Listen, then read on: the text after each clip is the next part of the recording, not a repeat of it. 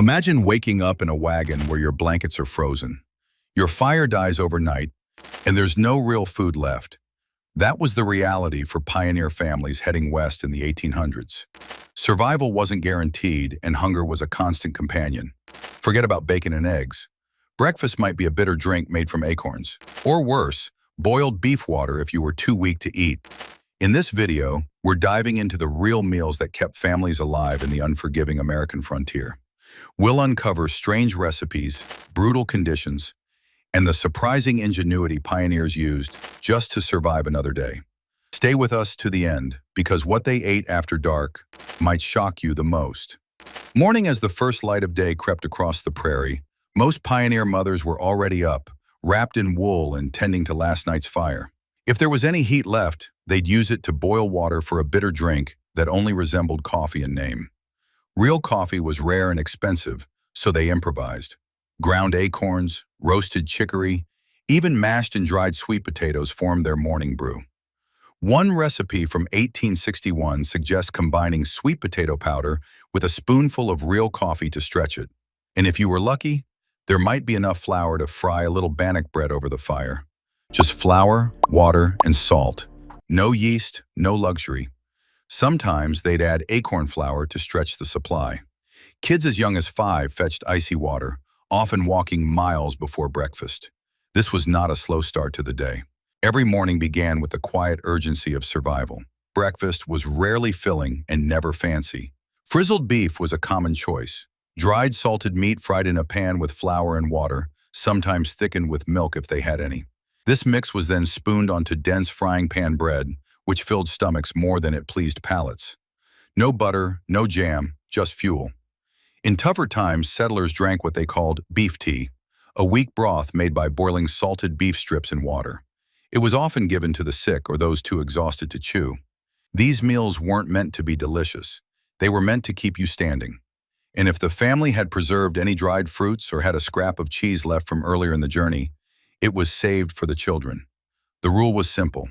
Eat what you have now, because tomorrow might bring less or nothing at all. By midday, families split up. The men hunted or trapped while the women gathered, repaired, or cooked. But the idea of meat didn't always mean beef. Meat meant what you could catch, like jackrabbits, squirrels, or skunks. Yes, skunks. Skunks were actually roasted and eaten, and old recipes advised removing the scent glands before cooking. Some pioneers swore it tasted better than raccoon. Jackrabbits were lean and plentiful, but too much could be deadly. Eating nothing but rabbit could cause what's now called protein poisoning, where your body starves despite eating meat. That was the price of survival on the frontier. Squirrels, though small, were hunted with patience and precision. They'd strip bark to make the squirrels fall, then shoot quickly to avoid damaging the meat. Nothing was wasted. If it had protein and didn't kill you, it went in the pot. Guts and grit. Dinner wasn't a time to relax. It was a time to use whatever had been caught or preserved. One infamous recipe from the era, son of a bitch stew. This was a cowboy staple made from the heart, liver, marrow, sweetbreads, and brain of a calf, boiled together with seasoning. There was no room for waste. If it could be boiled and chewed, it went in. Another dish was bear head cheese. Despite the name, it wasn't cheese. It was made from meat scraped off a bear's skull, boiled, seasoned, and cooled into a sliceable loaf. It was eaten cold, often days after being made. The gelatin in the meat helped preserve it naturally. Meals like this were not appetizing by modern standards, but they kept bodies warm and alive through cold nights and long treks. In the frontier, you didn't eat what you wanted. You ate what was left. Pioneers missed pies just like we would. But apples, lemons, and sugar, almost never available. So they got creative. When lemons were nowhere to be found, they used sheep sorrel, a wild, sour weed that mimics citrus. Mixed with sugar and baked into pastry, it gave them something close to lemon pie. If they didn't have sorrel, they turned to vinegar. Yes, vinegar pie was a real thing. Using apple cider vinegar, sugar, and flour, they created a tart filling that tricked the tongue into thinking it was fruit. Martha Stewart might dress it up now, but back then it was survival masked as dessert. There were no fridges, no shipments of fresh produce. They made flavor from what the land offered, or pretended it offered. It's a strange kind of resourcefulness. You didn't cook what you craved. You created something that could fool your craving just long enough to keep going. Let's talk about the one dish that always gets a reaction: Rocky Mountain oysters. The name might sound like a delicacy from the sea, but there's no shellfish involved. These so-called oysters are actually bull-calf testicles, skinned, sliced, seasoned, and deep-fried. That's right, on the American frontier, this was a common food. Once the bulls were castrated, pioneers and cowboys didn't let anything go to waste. They'd throw the fresh cuts right into a pan, fry them over an open flame, and sometimes dress them up with a little salt or a splash of hot sauce. Some even considered them a treat. It might sound bizarre today, but on the frontier, it made perfect sense. If an animal had protein, it had value, taste was secondary. The goal was to survive. The idea of throwing away an edible part of any animal was unthinkable. These pioneers lived by one unspoken rule: if you could chew it, you could use it. And when food supplies ran low, Rocky Mountain oysters were just another way to stretch the meat.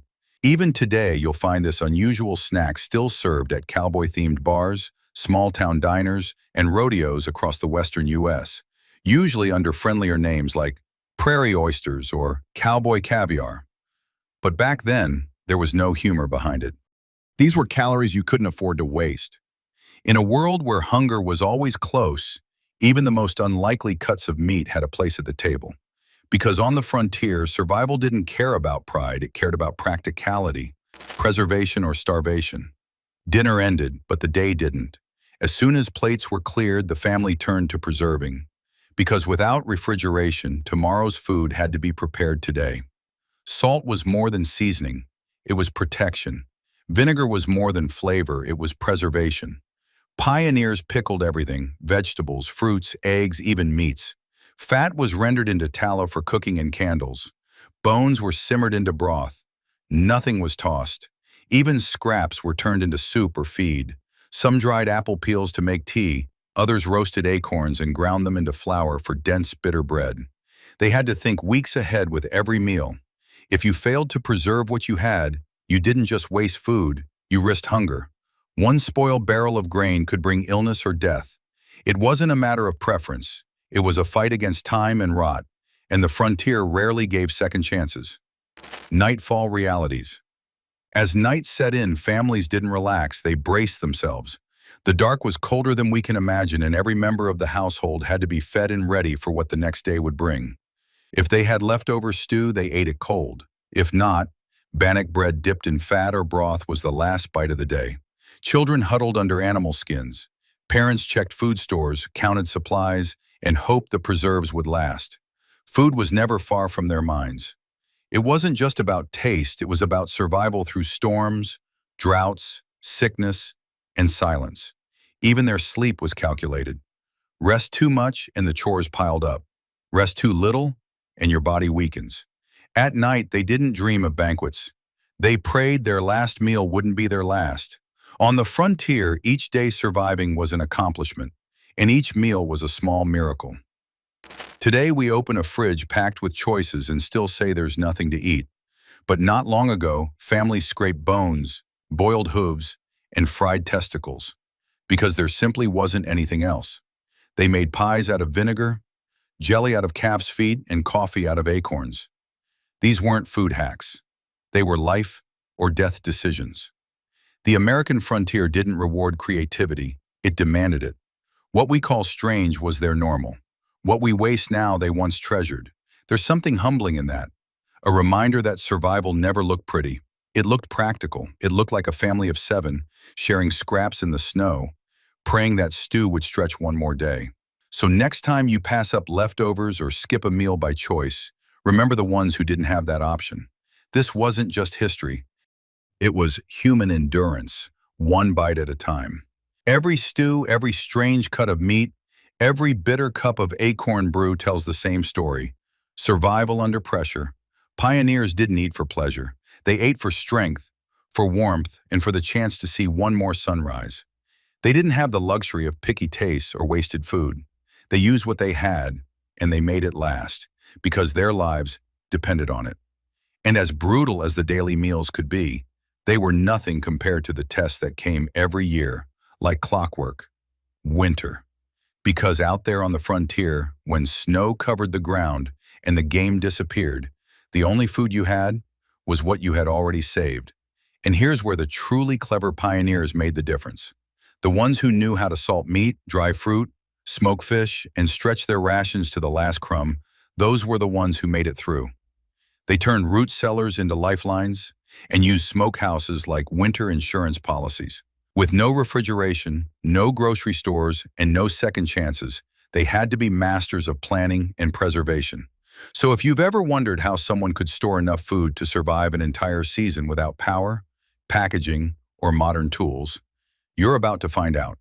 In our next video, we uncover the forgotten food preservation techniques that kept pioneer families alive during the deadliest months of the year. Meat, vegetables, even bread, nothing was wasted, and everything had a method. Don't miss it, because knowing how they did it might just change how you see your next meal.